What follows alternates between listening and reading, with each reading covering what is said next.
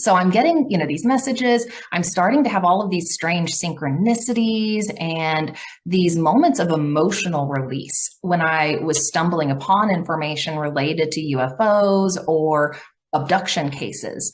And I started to, feel like I have some sort of connection here to ETs, I think, that has been suppressed in my mind because I knew enough about the science of the mind at the time to know that when those sorts of, emotional triggers happen, sometimes that's coming from something that's suppressed, that's trying to get released. So that's what led me to that first regression, was this series of, the messages coming in, these big, heavy emotional releases. So in the first regression, it was with this man in Texas who was a quantum hypnosis healing technique practitioner. So of the Dolores Cannon lineage, which I had read a bit about.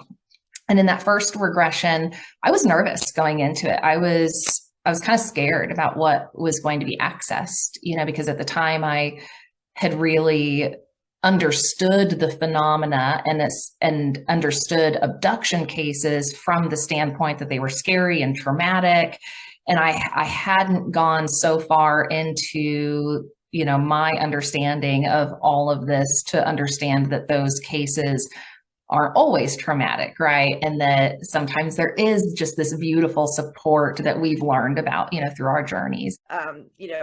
That's an incredible abduction story. It's so detailed. There's so much fact. There's so much verification. There are like police officers who witnessed UFO, and they talked about what it was like for them. And of course, at the time, not only were the Greys doing what they were doing at that particular time, in the 50s, 60s, there was a particular kind of pattern to a lot of abductions, and then it started slightly changing in the 70s, and it has evolved over time.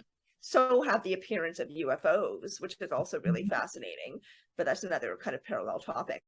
This is a shared experience that people do need to know more about, and regressionists are pretty much everywhere. You'd have to be very careful with, doing your homework and finding somebody who's right for you. And of course, Barbara Lamb is just legendary. We were so lucky to have her. Highly, highly, highly recommend her. Yes. And I think, this is a great message for anyone having any sort of extraordinary experience. They're not cookie cutter. While there are similarities between a lot of them, and we have tons of case studies to help us understand them better, they are going to happen based on what's right for the evolution of the being that you are. A lot of people, I know it's very difficult, and you and I have talked about this in previous episodes. It's difficult for some people to hear about our experiences or the experiences of people who have had really positive contact, because there are people who have been really traumatized and terrified by their contact and don't know how to make sense of it. So that's one of the reasons that you and I do this, right? Is to spread the word about the fact that it's not all that